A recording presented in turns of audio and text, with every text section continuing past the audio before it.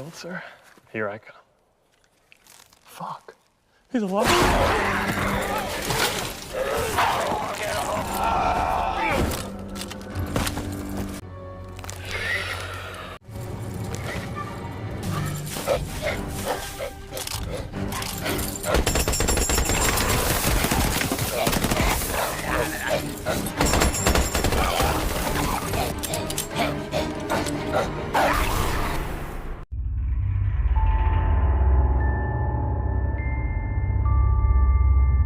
Hello guys, तो आज मैं valley of the dead movie को एक्सप्लेन करने वाली हूँ। इस मूवी में हम देखने वाले हैं कि कैसे नाजीज के एक्सपेरिमेंट के रिजल्ट से मरे हुए लोग ज़ॉम्बी में बदलने लगते हैं, जिसका भुगतान न कि सिर्फ नाजी बल्कि स्पेन और फ्रांस के भी सोल्जर्स को करना पड़ता है। अब देखना ये है कि कैसे ये सोल्जर्स ज़ॉम्बी से सर्वाइव करके निकलते हैं। तो पूरी कहानी जानने के लिए मूवी को अंत तक जरूर देखिएगा, और अगर वीडियो पसंद आती है तो प्लीज वीडियो को लाइक कर देना और चैनल को सब्सक्राइब करना तो बिल्कुल मत भूलना।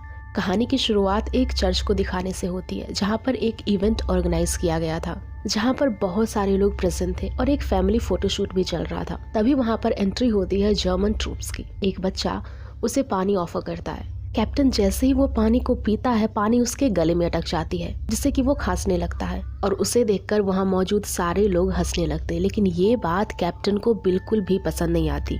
वो अंधाधुंध गोलियों की बरसात करता है और वहाँ मौजूद सभी लोगों को बहुत ही बेरहमी के साथ मौत के घाट उतार देता है। इसके बाद हम देखते हैं कि वो सारे लोग अपने चेहरे पर एक मास्क लगा लेते हैं और वहाँ पर एक नीले रंग की गैस को हर जगह स्प्रेड कर देते हैं। एंड ये सीन यहीं पर कट हो जाता है। अब अगले सीन में हम जैन नाम के एक बंदे को देखते हैं, जिसे नाजिस के ही लोगों ने बंदी बनाकर रखा होता है। जैन उनसे कहता है कि वो जनरल लुज़ैनो का भतीजा है और अगर उन लोगों ने उसे शूट किया तो वो लोग बहुत बड़ी ट्रबल में आ सकते हैं। दरअसल लुज़ैनो स्पेन के विद्रोहियों का जनरल था और अभी नाजिस के सोल्जर्स भी जनरल का साथ दे रहे थे। अब ये जैसे ही जैन को शूट करने वाले होते हैं कि वहाँ पर जनरल आ जाते हैं और जनरल के कहने पर ये लोग जैन को छोड़ देते हैं। अब अगले सीन में हम जैन को जनरल के साथ देखते हैं, जहाँ उनके बातों से हमें पता चल पाता है कि जैन उनका कोई भतीजा नहीं है, वो तो बस बहाने बना रहा था। अब जनरल जैन से कहते हैं कि ये पहली बार नहीं है कि मैंने तुम्हारी जान बचाई है, लेकिन हाँ, ये आखिरी बार है जो मैं तुम्हें बचा रहा हूँ। वो कहते हैं कि नाजिस अब तुम्हें फांसी की सजा नहीं सुनाएंगे, लेकिन बदले में तुम्हें भी उनके लिए कुछ करना होगा।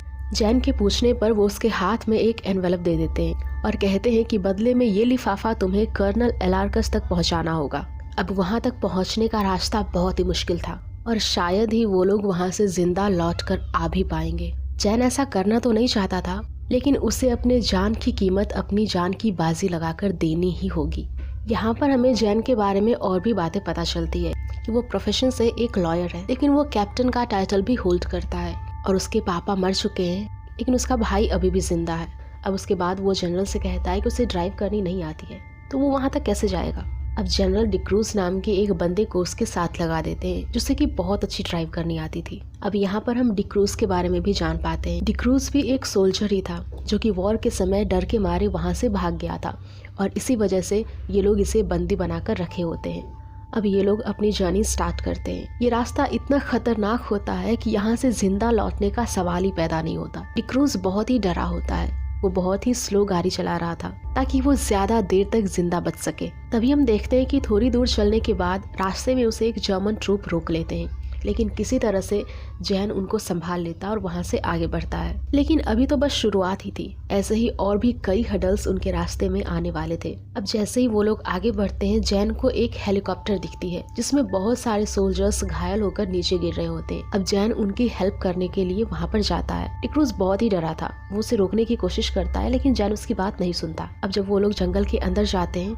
उन्हें एक सोल्जर की लाश मिलती है जो कि पैर में लटकी हुई थी और उसका पूरा पैर कट के अलग हो चुका था। अब वो दोनों जैसे ही उस लाश की ओर आगे बढ़ते कि हम देखते हैं कि फ्रांसको के कुछ फोर्सेस उन्हें गिरफ्तार कर लेते हैं कि उनकी हिम्मत कैसे भी उनके इलाके में एंट्री लेने की। वो लोग उनके हथियार को भी जब्त कर लेते हैं। उसमें एक लड़की भी होती है जिसे हम प्रीस्ट किलर के नाम से जानेंगे। वो जब उसकी तलाशी लेती है तो उसे उसके पास से एक लेटर मिलता है जिसे वो सर्जेंट को दे देती है। अब सर्जेंट जब उस लेटर को खोलता है तो उसे कुछ भी समझ नहीं आता। अब वो जैन से इसका मतलब पूछता है। लेकिन जैन को भी उसके बारे में कोई आइडिया नहीं था। अब वो लोग जैन को धमकी देते हैं कि अगर उसने इस लेटर के बारे में उसे नहीं बताया तो वो डिक्रूज को जान से मार देंगे। जैन उनसे कहता है कि इसे जाने दो, लेकिन वो लोग उसे नहीं छोड़ते, बल्कि अपने साथ उन दोनों को बंदी बनाकर अपने कैंप में ले जाने लगते हैं। तभी हम देखते हैं कि उनके ही ग्रुप का एक आदमी उस लाश की फोटो क्लिक करता है। वो जैसे उसके पास जाता है वो आदमी ज़ॉम्बी में बदलकर उसे काट लेता है। अब उनके ही ग्रुप का एक और आदमी ब्रॉड्स्की उस लाश को उठाकर दूर फेंक देता है, लेकिन उसके बाद भी वो खुद को घसीटता हुआ उनकी ओर आगे बढ़ रहा था।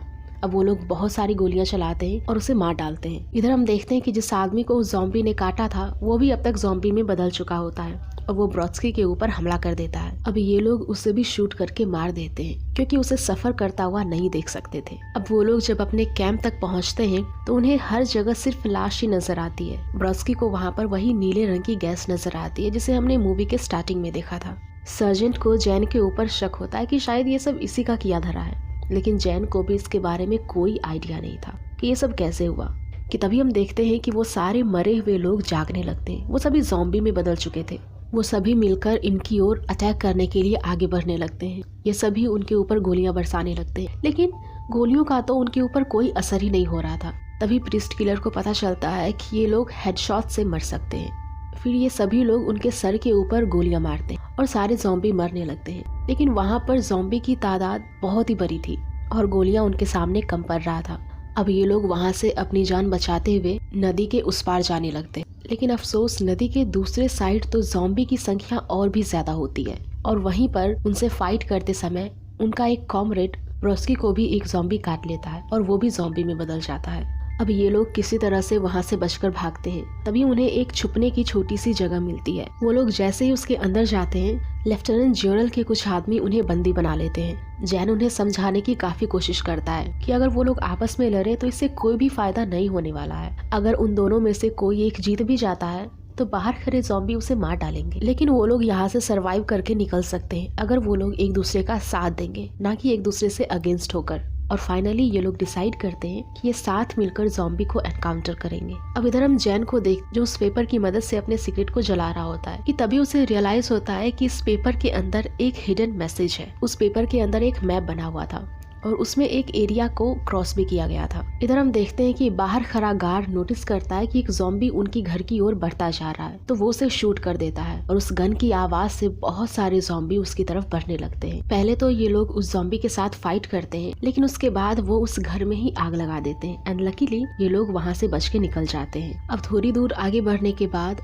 जैन उन लोगों के सामने उस मैप वाली बात को रिवील करता है और वो लोग डिसाइड करते हैं कि वो लोग साथ मिलकर उस जगह पर जाएंगे और इन्वेस्टिगेट करेंगे। अब ये लोग उस मैप को फॉलो करते हुए उस मार्क किए हुए लोकेशन पर पहुंच जाते हैं। वो एक अबैंडन सा चर्च होता है और ये वही चर्च था जिसे हमने मूवी के स्टार्टिंग में देखा था। अब वहीं पर उन्हें एक एना नाम की लड़की दिखती है। वो उन्हें बताती है कि कैसे नाजीज के लोगों ने सभी को शूट करके बहुत ही बेरहमी से मार दिया और उसके बाद उन्होंने एक ब्लू कलर के गैस को स्प्रेड किया जिससे सारे लोग ज़ॉम्बी में बदल गए, लेकिन वो अपने हस्बैंड की हेल्प से किसी तरह से सरवाइव करके वहाँ से निकल गई और इस चर्च में छुप गई। तभी हम देखते हैं कि जेम नाम के एक बंदे को एक पेपर मिलता है जिसमें नाजी द्वारा क्रिएटेड उस फॉर्मूले के बारे में भी लिखा हुआ था, लेकिन वो उसे उन लोगों को नहीं देना चाहता था। यहाँ पर वो थोड़ा सेल्फिश हो गया था। तभी हम देखते हैं कि कुछ ज़ॉम्बी आकर उसे काट लेते हैं और वहीं पर उसकी मौत हो जाती है। इधर हम देखते हैं कि एना भी ज़ॉम्बी में बदल चुकी थी और वो भी इन लोगों पर हमला कर देती है, लेकिन ये लोग किसी तरह से उसे हरा कर वहाँ से बाहर निकलते हैं। अब एक बार फिर से ये सभी लोग उस एंटीडोट का पता लगाने के लिए अपनी जर्नी को स्टार्ट करते हैं। डिक्रूज को भी ज़ॉम्बी ने काट लिया था, लेकिन डिक्रूज के साथ साथ ये सभी लोग भी इस बात से अनजान थे। इनका प्लान बहुत ही सिंपल था कि वो लोग अंदर जाएंगे और एंटीडोट के बारे में पता लगाकर बाहर निकल जाएंगे। अब जैन जब नाजीज के कैंप के अंदर जाने की कोशिश करता है तो जनरल उसे बाहर ही रोक देते हैं। वो उससे पूछते हैं कि क्या तुमने एनवेलप उन्हें पहुंचा दिया, जिसका जैन ना में जवाब देता है और इसके बाद वो उसे अंदर आने नहीं देते। इधर डिक्रूज को पता चल गया था कि उसे ज़ॉम्बी ने काट लिया है और वो ये बात जैन को बता देता है। वो कहता है कि अब मैं डरपोक नहीं रहा। वो उन सारे सोल्जर्स के लिए खुद को सेक्रीफाइस करता है। वो कैंप के अंदर जाता है, लेकिन तब तक वो भी ज़ॉम्बी में बदल चुका था। वो वहाँ पर बम ब्लास्ट कर देता है जिसकी वजह से उसके साथ साथ वहाँ पर और भी सारे लोग तबाह हो जाते हैं। अब जैन और उसकी टीम के लिए अंदर जाना और भी आसान हो गया था। अब जब जैन और उसकी टीम अंदर जाते हैं तो वो नोटिस करते हैं कि उस बॉम्ब की आवाज से और भी बहुत सारी संख्या में ज़ॉम्बी उस कैंप की ओर आगे बढ़ रहे हैं। अब चारों ओर खून की बरसात होने लगती है ये कहना बहुत ही मुश्किल था कि कौन वहाँ से जिंदा लौट कर आएगा या फिर नहीं भी। ज़ॉम्बी उनके ऊपर हमला कर देते हैं, लेकिन किसी तरह रफ़ी नाम का एक बंदा उन लोगों को बचा लेता है। अब सर्जेंट फैसला करता है कि वो ट्रेन को यहाँ से बाहर निकालेगा और वो लोग लैब के अंदर जाकर एंटीडोट का पता लगाएंगे।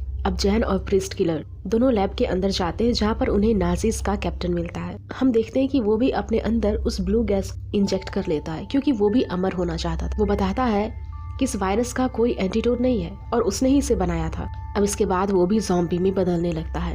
अब इससे पहले कि वो किसी को नुकसान पहुंचाता, प्रीस्ट किलर उसे शूट कर देती है और वहीं पर उसकी मौत हो जाती है। कि तभी हम देखते हैं कि लैब में छुपा एक ज़ॉम्बी जैन के हाथ में काट लेता है और ये वायरस उसके पूरी बॉडी में ना फैले, इसी वजह से प्रीस्ट किलर उसके हाथ को काट डालती है। इधर सारे ज़ॉम्बी सर्जेंट के ऊपर अटैक करने वाले होते हैं। सर्जेंट ट्रेन को स्टार्ट कर देता है और दूसरी तरफ सभी ज़ॉम्बी मिलकर जैन और प्रीस्ट किलर के ऊपर भी अटैक कर लेता है। वो खुद को एक कैबिन के अंदर लॉक कर लेते हैं। अब सर्जेंट को पता था कि ये ज़ॉम्बी उसे बहुत जल्द मार डालेंगे, जिस वजह से वो वहाँ पर एक बम ब्लास्ट करता है और ज़ॉम्बी के साथ साथ वो भी वहीं पर खत्म हो जाता है। रफ़ी, प्रीस्ट किलर और जैन किसी तरह से सही सलामत वहाँ से बाहर निकल जाते हैं। अब प्रीस्ट किलर जैन को उसके शहर तक छोड़ देती है। जैन उससे कहता है कि वो उसके साथ रह सकती है और वो लोग एक नई जिंदगी की शुरुआत कर सकते हैं। जैन उससे उसका असली नाम भी पूछता है, लेकिन वो उसे नहीं बताती। वो कहती है कि उन दोनों में किसी भी तरह की सिमिलैरिटी नहीं है, वो लोग साथ में नहीं रह सकते। और उसके बाद वो अपना नाम बिना रिवील किए ही उसे गुड बाय बोल देती है और वहाँ से चली जाती है। एंड इसी के साथ ये मूवी यहीं पर खत्म हो जाती है। सो गाइस, अगर आप लोगों को ये मूवी पसंद आई हो तो प्लीज वीडियो को लाइक करना, शेयर करना और ऐसे ही और भी हॉरर वीडियोस के लिए हमारे चैनल को जरूर सब्सक्राइब कर लेना।